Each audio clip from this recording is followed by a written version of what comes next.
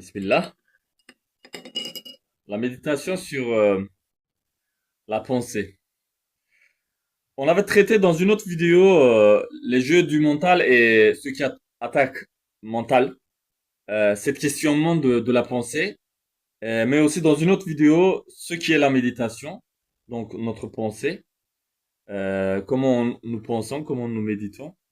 Euh, et là, je voudrais aborder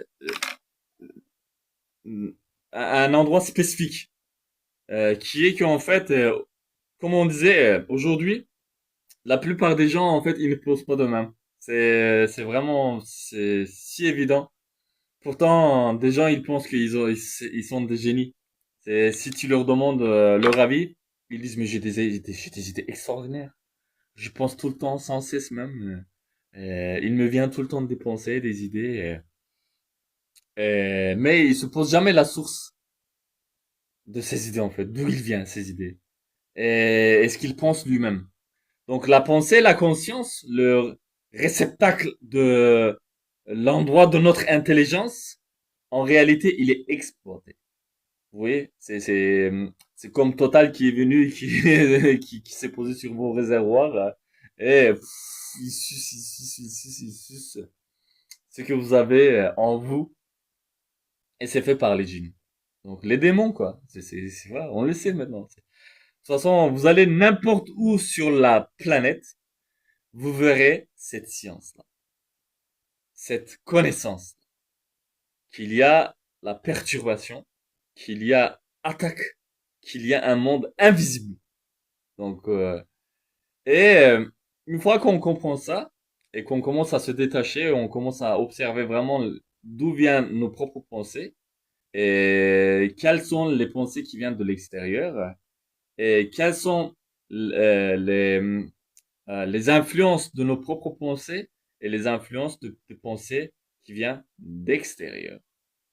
Donc, les pensées qui viennent d'extérieur, en fait, que nous, on croit qu'ils sont le nôtre, en réalité, il vient en nous souvent comme des pensées un peu naïves, comme étant humain, comme étant anthropomorphe. Néanmoins, ça ne l'est pas. Parce que c'est toujours teinté du quelque chose de diabolique, démoniaque. Et c'est toujours négatif en fait, parce que on n'est pas du même monde, justement. Parce que si on était du même monde, déjà, on aurait été dans le même monde.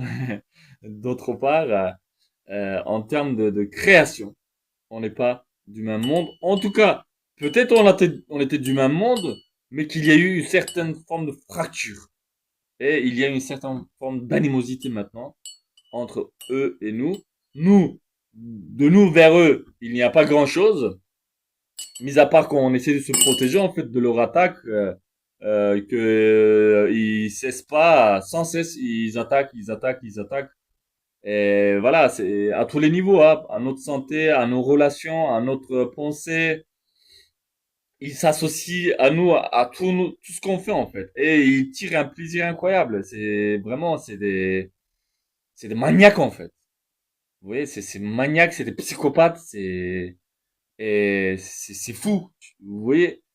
Euh, pour ceux qui ne le comprennent pas, essayez de comprendre ça de cette façon-là. C'est comme Hitler en fait. C'est comme, je sais pas moi, des gens un peu qui aiment l'autorité, qui aiment dominer les autres, qui tirent un plaisir à faire souffrir les gens. Vous voyez, en général, ce genre de gens, de toute façon, de toute façon démoniaques. Ils sont devenus démoniaques. L'être humain peut aussi devenir démoniaque. L'être humain peut devenir shaitan. C'est marqué dans le Coran. Le Coran dit que certains êtres humains, il devient shaitan. Il acquiert cette appellation, ce titre. Euh, donc, on avait donné dans une autre vidéo cet exemple du film Parfum et le personnage qui extrait la substance odorant de ses victimes femmes. Et il en faisait des parfums avec tout ça. Et quand on regarde comme ça peut nous paraître un peu une idée un peu, comment on dit, euh, un peu gothique comme ça, qui est de l'art. Mais en réalité, on est dans les suggestions démoniaques. Ces histoires qui s'écrivent, en fait, c'est des démons qui racontent leur vie, en fait. Et ça s'écrit. Des gens, ils écrivent ça. Pour certains, ça peut être vraiment, mais qu'est-ce que tu racontes? Mais mon coco, t'as regardé trop de films Paranormal Activity, des trucs comme ça? Mais non, en fait, c'est des réalités. Pour de vrai, c'est des réalités. Et on est témoin, par exemple, dans ce milieu, que beaucoup d'écrivains ont eu une réputation grâce à leur communication avec les démons. Et il y a entre ces écrivains un certain Victor Hugo. Et si vous lisez un petit peu les écrits de Hugo, eh bien, vous verrez tous ces aspects en fait. Je dis pas que Hugo, il n'écrivait que ce qui était inspiré par les démons, mais une partie de ce qu'il écrivait était inspiré par les démons. Donc, en fait, il s'était associé avec les démons, malheureusement. Et son art, aussi intéressant qu'il puisse paraître, était un produit en fait euh, démoniaque. Ouais. Et à notre époque, la plupart des artistes, de toute façon, c'est sous contrôle des djinns. Je le sais parce que j'étais dans le milieu artistique et je pratiquais de l'art et je voyais tous ces systèmes en fait. Je faisais de l'art et je voyais aussi toutes ces influences qui arrivaient, qui se présentaient, qui, voilà, au début, vous comprenez pas, vous dites, bon, j'ai des idées en fait, putain, c'est pas mal, ouais, vas-y, tiens, je vais le noter. Et après, vous vous dites, mais d'où viennent ces idées-là? Pourquoi j'ai tout le temps de ces idées? En plus, ils sont extraordinaires. Et vous vous dites, est-ce que j'ai la prophétie ou c'est quoi? Et après, vous vous concentrez sur la source. Vous commencez à vous poser les questions de cette source. C'est quoi cette source qui vous communique ces choses-là? Et au fur et à mesure que vous essayez de découvrir comme un détective la source, vous voyez que la source, il se voit là en fait. Parce que si c'était la prophétie, ça se passe pas comme ça. Parce que vous faites vos enquêtes, vous voyez que dans les enquêtes, en fait, quand il s'agit de la prophétie, bah on avertit la personne en fait avant. Et on vient pas se poser sur la personne, on fait pas une descente dans sa maison, dans son, dans sa conscience. On l'avertit. On lui dit, ben voilà, tu auras la prophétie et donc essaye de noter tout ça. Et un ange sur et mine vient, ange Gabriel, paix sur lui, vient vous en quelque sorte notifier euh, cette connexion en fait. Et ça ne peut pas être autrement. Et ça se passe vraiment dans un rapport de vraiment extraordinairement respectueux, noble, oh, beauté quoi. Waouh, c'est peu sont chanceux de ce rapport-là, hein. On les connaît grâce à nos prophètes, les prophètes qui nous ont laissé leur écrit et toutes les narrations qui sont connues à nos jours, qu'on peut étudier grâce à Dieu. Donc c'est comme ça. Et quand vous étudiez les autres rapports, vous voyez qu'en fait, non. En fait, les moqueurs, les rieurs, les péteurs, eux, ils veulent se faire Dieu sur vous. Et c'est très dangereux. C'est pour ça que, par exemple, beaucoup de personnes ne veulent pas se réveiller aussi, parce que c'est devenu leur gagne-pain, en fait. Ils ratatinent, ils écrivent des histoires qu'on leur chuchote, ou ils font des pièces ils sont chuchotées, ou des films, ou des scénarios, ou ce que vous voulez, quoi. des productions, quoi. C'est leur source. Ou bien des voyants, des médiums. En fait, c'est les djinns. C'est le monde des djinns. De toute façon, le monde des anges et le monde angélique, divin, n'a pas en fait intérêt à vous dominer, à vous guider, à vous sublimer, euh, à vous faire faire des choses que vous n'avez pas envie de faire. Au contraire, ce monde-là, le monde illuminé, veulent que vous grandissiez en fait. Vous grandissiez ou vous grandissiez, vous grandissiez, si je me trompe, désolé pour le français, comme on dit, puritain. Mais j'ai appris le français après mes 20 ans, donc vous me pardonnerez. Donc le monde céleste, il vous laisse grandir, disons comme ça. C'est plus garanti, il n'y a pas de danger. Il vous laisse grandir par vous-même, sans vous forcer.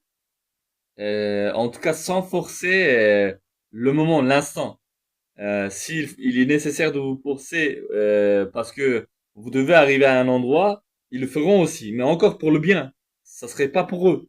Et ils gagnent rien en fait. Ils gagnent rien dans le sens, ils gagnent rien personnellement en fait. C'est pour le nous cosmique, comme nous sommes. Parce que il n'y a pas autre rapport que nous dans le clan de la lumière. Il n'y a pas moi-je. Parce que le moi-je, le jeu divin, sublime, n'est que notre créateur. Et tout le reste, les petits jeux là, les individualités, on forme un nous devant le jeu sublime. Donc c'est pour ça que de toute façon, notre prophète, Moussa alayhi salam, il a eu cette révélation de notre créateur. Quand il a demandé, il a dit, mais bon, je vais aller voir le Ben Israël, mais qu'est-ce que je leur dis? J'ai dit de quelle entité j'ai rencontré, et comment je leur communique cette information. Et notre Créateur dit à Moussa alayhi salam, dis-leur que tu as rencontré, je suis. Et ils comprendront. Donc, c'est vraiment extraordinaire. La science de notre Créateur, c'est waouh. Et donc, bon, euh, pour tout ce qui est communication, nous n'en avons pas besoin. Parce que la communication a été déjà faite par les livres saints, le Coran et la Bible. Donc, pour ce qui est la Bible, il y a certains passages, pas totalité, attention, hein, parce que c'est non, euh, vraiment pas une grande partie, une petite partie, une toute petite partie, qui a été, surtout dans la traduction aussi, dans les textes originaux encore, il faut voir. Je suis pas sûr. Moi, je n'étudie que à travers les traductions turques et français. Donc, je n'ai jamais eu l'occasion d'étudier les textes originaux, en fait. Ni en hébreu, ni en grec ancien. Donc, il faut voir, en fait. Mais dans les traductions, on voit, on constate qu'il y a des lacunes. Il y a des endroits, un peu c'est comme ça, un peu comme ça. Une fois même, j'avais été témoin de ça, mais d'une façon, et quand j'étais témoin, ça m'a confirmé. Bah, le Coran, c'est sûr et certain. Il y a rien qui est modifié. C'est une source sûre. Mais pour la traduction, au moins, attention, encore, je vais pas m'avancer parce que, voilà, il faut être très attentif avec la science de l'écriture. Il faut pas dire ce que nous possédons pas. Il faut pas faire, comment on dit, il faut pas faire le riche quand on n'a pas le sou. Donc, j'avais été témoin de ça. J'avais lu une fois une traduction de cette phrase très connue de Jésus paix sur lui, qui disait, je suis venu pour abolir la loi. Donc j'avais lu ça dans une traduction française. Et c'était au début de mon arrivée en France, et je me disais, mais c'est bizarre quand même que le prophète il dise ça. Parce que le prophète est, selon ma conception, que comment j'y avais étudié, parce que jusqu'à là j'avais eu que des enseignements islamiques, mais quand même je doutais aussi des enseignements islamiques, non pas de l'islam, attention, mais des enseignements qu'en faisaient des cheikhs, des dirigeants de tariqa, des types comme ça, qui en fait qui pervertissaient encore le message, qui voulant trop bien faire, détourner la vérité en fait, ajouter la, une autre vérité soi-disant à la vérité déjà complète. Du coup, vous voyez, j'essayais de trouver vraiment la vérité pure, sans ajout. Comme je disais toujours, c'est la quête des vérités qui est importante. Pas, pas d'avoir la raison, mais de trouver la raison.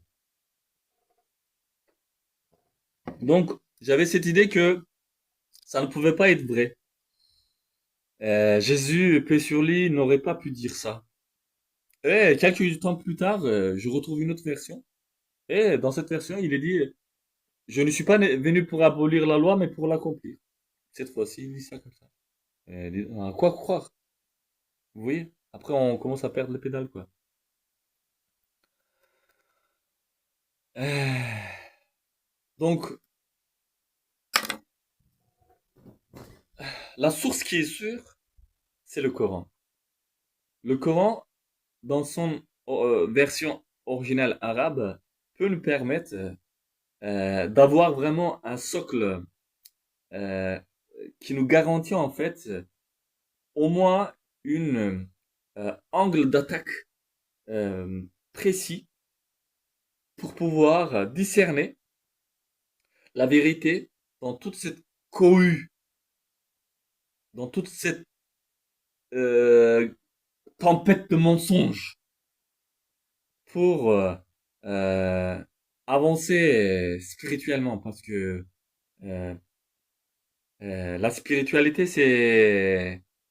c'est un lieu dangereux en fait comme on a dit parce que comme on a dit on n'est pas seul et on a des ennemis et ces ennemis essaient de nous faire faillir. Et nous avons besoin des armes aussi. Donc, et avec ces armes, avec des armes d'une qualité qui peuvent être utilisées dans un monde invisible. Une fois, un de mes anciens amis, il me disait, il habitait seul dans un studio.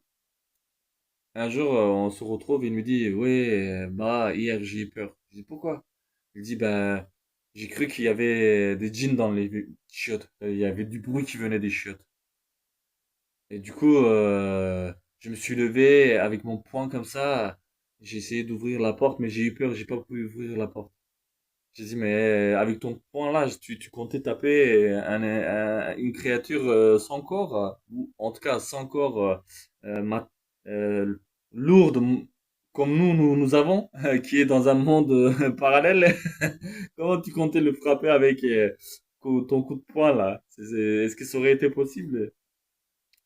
Donc, il y a une guerre. Et cette guerre-là, on a besoin des armes. Et toute notre Kalachnikov, les bombes, etc., notre coup de poing, ça ne servira à rien. Voilà, c'est pas utilisable. Mais ce qui peut être utilisé, c'est le Coran. Par exemple, on sait que Edan, l'appel à la prière, les fait chasser, les démons. Donc ça aurait été magnifique si un jour en France, on puisse entendre dans les minarets des mosquées le Edan, parce que si bien qu'on considère qu'on est dans un pays laïque et qu'on entend les cloches, pourquoi on n'entendrait pas le son de Edan en fait? Pourquoi ça serait interdit? Est-ce que c'est pas injuste? Est-ce qu'il n'y a pas de des exclusions, en fait.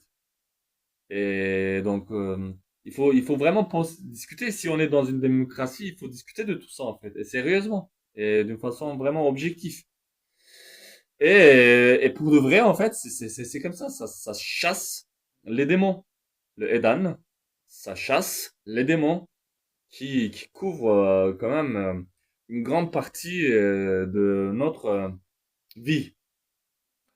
Comme je disais, certains peuvent penser qu'ils ont à perdre. En réalité, il n'y a rien à perdre. Au contraire, il y a tellement à gagner. Un monde humain, on en a besoin, pour de vrai. Parce que les démons, ils chuchotent vraiment que des mensonges, que des sentiments négatifs et néfastes, que des problèmes. Ils créent des problèmes dans les couples qui se divorcent. C'est beaucoup à cause de djinns, en fait. Vous voyez, il y a des gens qui sont amoureux, qui s'aiment vraiment, et des djinns, ils viennent, ils se posent sur eux, et voilà, il les fait faire des bagarres entre eux, des malentendus, etc., etc., et à la fin, ils se divorcent. Il y a des enfants qui commencent à détester leurs parents. Il y a des problèmes avec les autorités des vieux sur les jeunes. Et puis des vieux, ils perdent le pédale vraiment, alors que voilà, ils doivent pas, au lieu de vieillir, ils doivent grandir. Mais vu qu'il y a les démons qui se posent sur eux à cause de leur faiblesse corporelle, ben ils deviennent très vite séniles en fait. Et il y a encore plein d'autres problèmes en fait. Des accidents, des meurtres, des crises, etc., etc. Tout ça, c'est à cause de monde des djinns en fait. Et qu'on doit combattre avec le Coran. Donc le Coran qui est là et qui contient en lui en fait par la force sonore et par l'intelligence qui est à l'intérieur de moi en fait, parce que la conscience crée des vibrations dans notre corps. Vous êtes conscient de ça, vous l'expérimentez, vous voyez. Même quand quelqu'un il vous dit je t'aime, tout de suite votre corps il change, il produit des hormones, vous avez une aura différente. Et donc la science de Coran, quand il entre en vous, ça crée une aura différente. Quand il est dans une atmosphère, ça crée une aura différente. Ça crée des vibrations extraordinairement bénéfiques. Et on aura, comme je disais, en fait, un art vraiment réel, humain pour cette fois-ci. Et pratique, vraiment pratique. Qui, à tous les niveaux, à voir nous ferait du bien, à utiliser nous ferait du bien. Et qui auront vraiment une sens, quoi. Qui ne seraient pas là juste pour utiliser en tant que produit afin de produire de l'argent, de l'argent, de l'argent, mais un argent sale, en fait, qui ne sert à rien, qui crée que de conflits. Et oui, donc, ouais. Ah, c'est tout. Voilà. C'est là mon avis.